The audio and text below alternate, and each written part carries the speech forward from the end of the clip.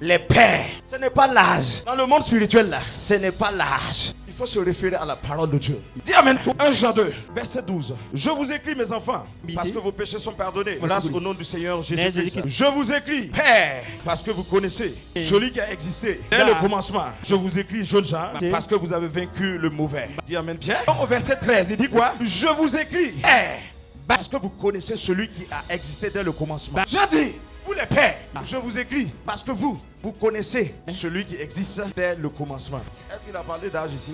Est-ce qu'il a parlé d'âge ici? L'aspect et la dimension de père est rattachée à la connaissance, est rattachée à la sagesse que tu as. Sur qui? Celui qui existe dès le commencement. Quelqu'un sera choqué ce soir. Souvent ceux qu'on appelle père là. Souvent ceux qu'on appelle père là. Quand on dit père, c'est lié à la connaissance. Celui qui existe depuis le commencement. Il parle de qui? Il parle de qui? Celui qui est dès le commencement. Prenez vos Bibles. Jean 1.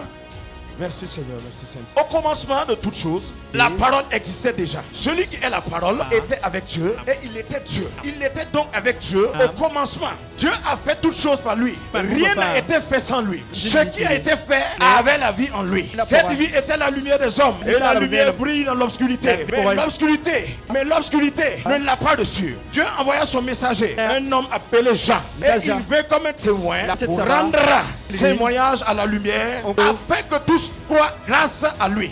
Il n'était pas lui-même la lumière, mais il devait rendre témoignage à la lumière. Cette lumière était la seule lumière véritable, celle qui vient dans le monde et qui éclaire tout homme. Celui qui est la parole était dans le monde. Dieu a fait le monde par lui, et pourtant le monde ne l'a pas connu. Il est venu dans son propre pays, mais les siens ne l'ont pas accueilli. Cependant, certains l'ont reçu et ont cru en lui, et il leur a donné le droit de devenir enfants de Dieu. Ils ne sont pas devenus enfants de Dieu par une naissance naturelle, mais par une volonté, mais pas par une volonté humaine. C'est Dieu qui a donné une nouvelle vie. Dis amen bien. Il dit au commencement de toutes choses, la parole existait déjà. Et celui qui est la parole était avec Dieu et il était Dieu. Voilà pourquoi je dis, Jean a dit, je vous écris Père, parce que vous connaissez celui qui existe dès le commencement. Et je vous disais tout à l'heure, ceux qu'on appelle pères, en réalité, selon la Bible, c'est pas eux qui sont les pères. Les pères sont ceux qui connaissent celui qui est dès le commencement. Et dans Jean 1, ce que nous avons lu, il dit qu'au commencement était la parole. La parole était avec Dieu et la parole était Dieu. Et celui qui est la parole, c'est qui? Celui qui est la parole, c'est qui? Jésus-Christ. Il parle de Père. Il parle de celui qui a la connaissance du Seigneur Jésus-Christ. Il parle de celui qui a la révélation du Seigneur Jésus-Christ. Il parle de celui qui a une intimité avec Jésus-Christ. Il connaît le Seigneur. Il sait pourquoi le Seigneur est venu sur terre. Il connaît la puissance du Seigneur Jésus-Christ. Dis amen bien. Père est lié à la connaissance que tu as du Seigneur. As-tu rencontré le Seigneur Jésus-Christ? Qu'est-ce que tu sais de lui? Qu'est-ce qu'il t'a appris? On dit que dès le commencement, il existait déjà. Toute chose a été créée par lui. Rien de ce que nous voyons n'a été créé en dehors de lui.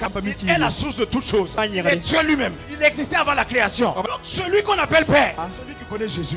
Et si tu connais Jésus, tu as l'histoire, le témoignage, comment la création a été créée. Tout Genèse 1. Tu connais celui qui existait dès le commencement. Dis amen bien. Être Père, c'est parvenir à avoir la connaissance du Seigneur Jésus-Christ. D'être comme lui, de marcher comme lui, de parler comme lui, d'agir comme lui. Bien. Être Père, le niveau, c'est le niveau de ta maturité spirituellement. Je veux choquer quelqu'un. Les dons spirituels ne font pas de toi un père. Les dons spirituels que tu as là, ça manifeste, ça révèle la puissance du Saint-Esprit en toi. Ce qui fait de toi Père, c'est ton intimité, la connaissance que tu as du Seigneur Jésus, l'œuvre qu'il a accomplie à la croix, la parole que tu as. Je vais aller en profondeur tout à l'heure. Ce qui fait de toi Père spirituel, ça veut dire que toi-même tu es capable de faire naître quelqu'un dans le royaume spirituel, dans le royaume de Dieu. Ce n'est pas l'âge. Toi-même, tu peux faire naître quelqu'un dans le royaume de Dieu. Tu peux donner la vie. Tu peux soutenir quelqu'un spirituellement. Il est bébé spirituel. Tu le prends et tu l'amènes petit à petit. Tu l'enseignes. Tu lui révèles la parole de Dieu. Il devient un jeune, un fils. Il grandit, continue à grandir. Jusqu'à lui-même, il devient père. Il a la connaissance de celui qui a existé dans le commencement. Je parle de Jésus-Christ. Lui-même est capable de prêcher la parole à quelqu'un, annoncer la parole à quelqu'un, de le prendre et de faire de lui un disciple du Seigneur Jésus-Christ. C'est ça qui fait de toi un père. Quand on dit père, ça veut dire source. Quand on dit père, ça veut dire celui qui peut donner la vie. Écoutez-moi très bien. Celui qui peut soutenir la vie. Tout le monde n'est pas père. C'est des mentors, des coachs, c'est des maîtres. Mais la Bible nous dit un seul est notre Père. Et ce soir, je dois savoir qui est ton père parce que c'est C'est vital. vraiment- Tu es un fils de papa, tu es un monstre.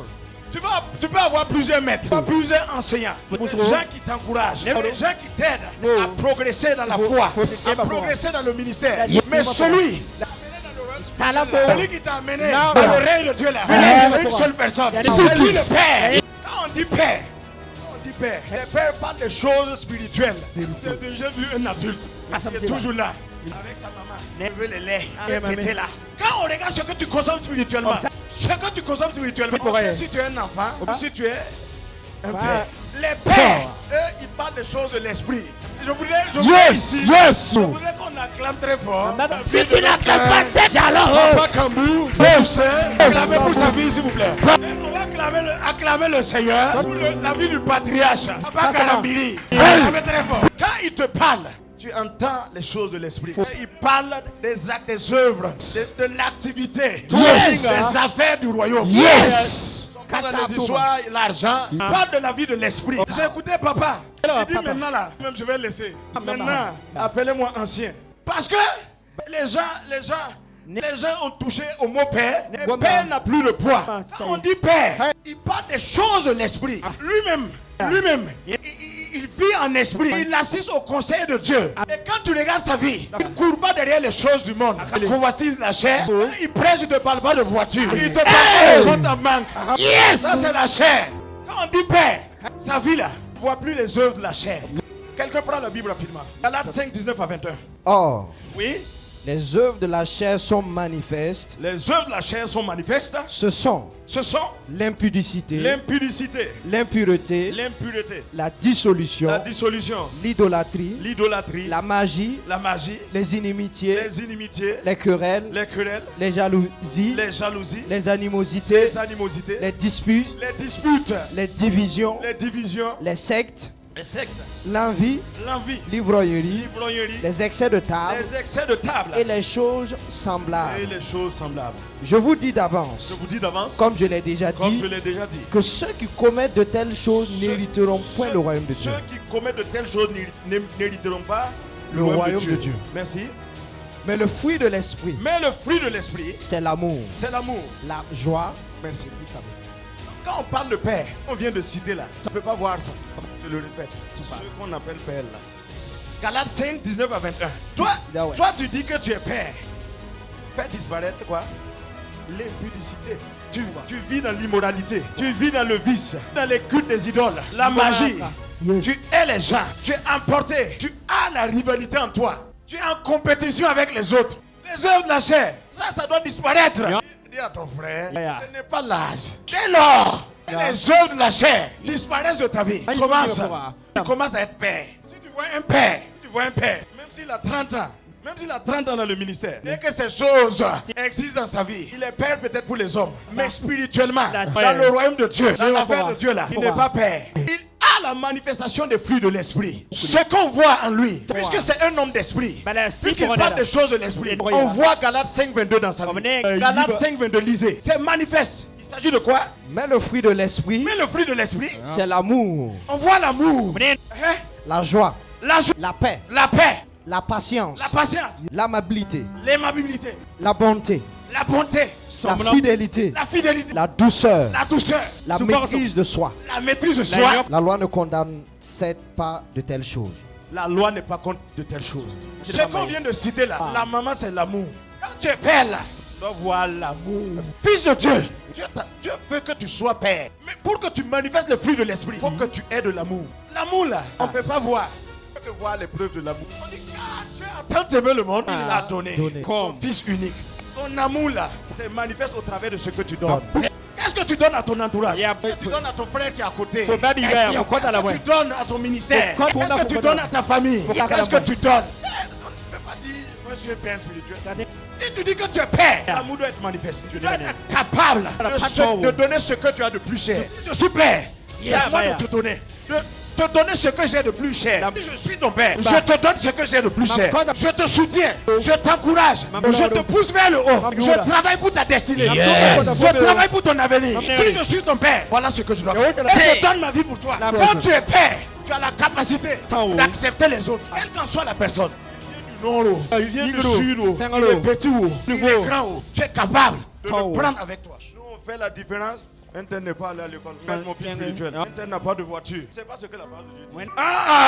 Si tu es père, accepte tout le monde. Tu accueilles tout le monde. Tu prends soin de tout le monde. Au nom de Jésus. Romains 14, 1, 3. Dieu est en train de créer une autre génération de pères. Il s'agit de toi, il s'agit de moi. Ton argent ne va pas faire de toi un père. Tes grosses voitures ne feront pas de toi un père. Tes comptes en banque ne feront pas de toi un père. Que les œuvres de la chair disparaissent de ta vie. On voit l'amour en toi. Que tu sois capable d'accueillir tout le monde. Il dit quoi? Romains 14, 1, 3. Faites accueil à celui qui est faible dans la foi. Quand tu es père, comme je l'avais dit, tu as la capacité d'engendrer d'autres disciples. Tu réponds totalement, intégralement à la grande commission. L'ordre qui a été donné dans Matthieu 28, 19. Il dit quoi? Allez, faites de toutes les nations des disciples. Tu es dans ton église, Jésus sauve Jésus. Combien de disciples du Seigneur tu as fait? Combien de disciples du Seigneur tu as fait? Tu parles que tu es père? Quoi? Quand tu es père là, tu prends la personne, tu le fais connaître le Seigneur. Tu lui enseignes la parole, tu le prends, il te suit. Et pendant qu'il te suit, ce n'est pas que tu dois devenir mon disciple.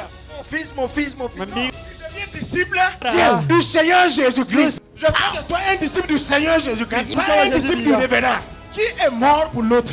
C'est Jésus-Christ qui est mort. Tous. Donc, tu dois être capable de faire de ceux à qui tu prêches l'évangile des disciples du Seigneur Jésus-Christ. Dis amen bien. Si ce n'est pas le cas, et il dit, et enseignez-leur tout ce que je vous ai enseigné. Donc tu dois connaître le Seigneur. Tu dois connaître ses enseignements. Toujours dans l'Ancien Testament, prêche Joseph, prêche David, prêche-moi Jésus-Christ. Parle-moi de Jésus, parle-moi des enseignements de Jésus. C'est ça qui fait de toi un père. C'est trop facile. En Genève, regardez la vie de Noé, regardez la vie d'Abraham, regardez la vie de David. Oh oui, il n'y a pas de problème. Mais la Bible dit, allez, faites de toutes les nations les disciples. On n'a pas dit de les faire ressembler à David ou à Noé. Faites-le pour qu'ils ressemblent à Jésus-Christ. Donc parle-nous de Jésus. Parle-nous des enseignements de Jésus-Christ. Amen bien. Tu dois parler de Jésus. Tu dois connaître Jésus. Tu dois connaître la puissance de Jésus. Tu dois voir Jésus guéri. Tu dois parler de ça. C'est ça que Jésus est venu accomplir. Fatigué de Joseph, David, Abraham. Puisque si eux ils avaient réussi, pourquoi Jésus va venir? Parce qu'ils ont échoué que Jésus est venu. Parce que lui il était dès le commencement. Tout a été créé en lui et pour lui. Et Dieu l'a glorifié.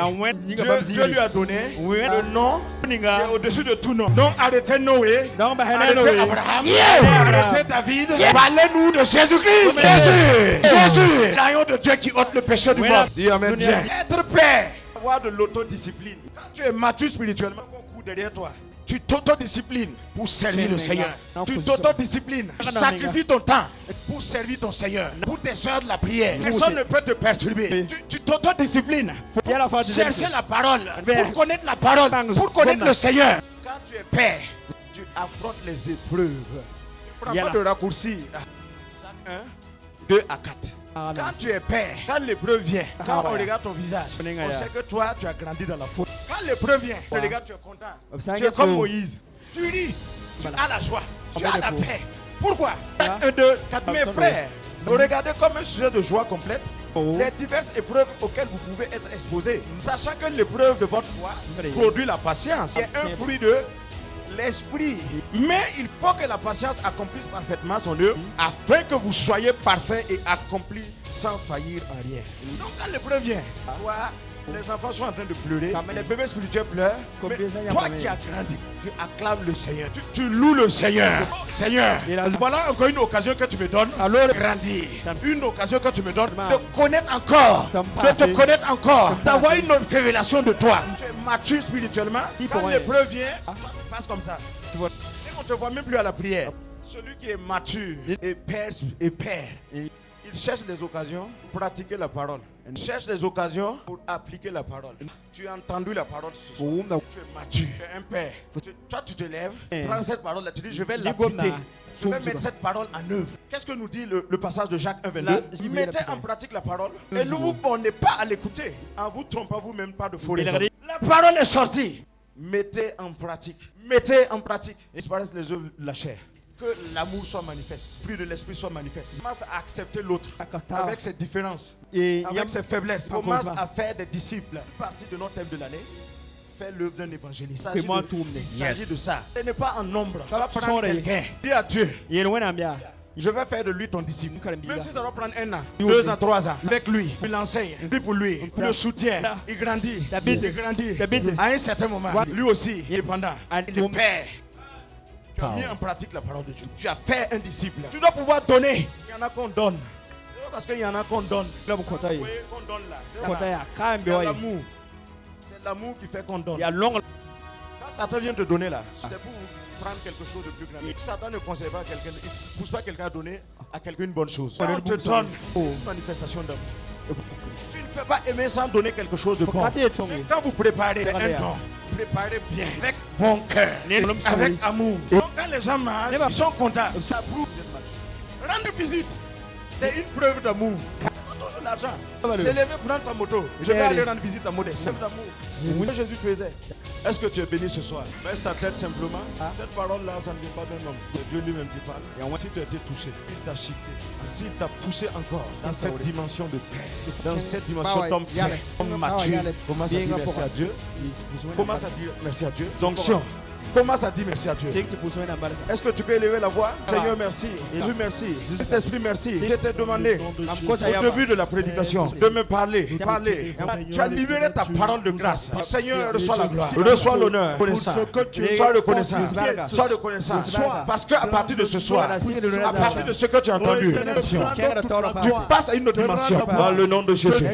Dans le nom de Jésus. Ce soir, je déclare dans ta vie que les œuvres de la chair soient ôtées de ta vie. Que les œuvres de la chair soient détruites complètement. De fruit de l'esprit manifeste par l'amour.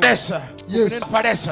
Que l'amour manifeste. Que tu aies la capacité d'accepter les autres, de prendre les autres, de recevoir les autres, d'accueillir les autres. Tu as la capacité de faire des disciples. Tu as la capacité de donner la vie, de soutenir la vie. Amen. Dans le nom de Jésus. Que tu aies la joie dans les moments difficiles. Dans le nom de Jésus. Que tu trouves les occasions d'appliquer la parole de Dieu. Dans le nom de Jésus. Dans le nom de Jésus. Le Seigneur te fasse changer de dimension, qui te positionne, dimension de Père, te révèle Fils unique, qui est à la gloire du Père, te révèle Jésus-Christ, qui te révèle Jésus-Christ, la puissance de Jésus, la puissance de la gloire, te révèle sa sagesse, au nom de Jésus, te révèle sa parole, au nom de Jésus, qu'il illumine les yeux de ton cœur, qu'il ouvre tes oreilles spirituelles, qu'il exerce ta bouche, que ton intelligence soit renouvelée ce soir, au nom de Jésus. Dieu te bénisse, sois béni, sois un Père, sois un Père. Amen. Sois un Père. Dans le nom de Jésus. Est-ce que tu peux dire Amen, Pierre?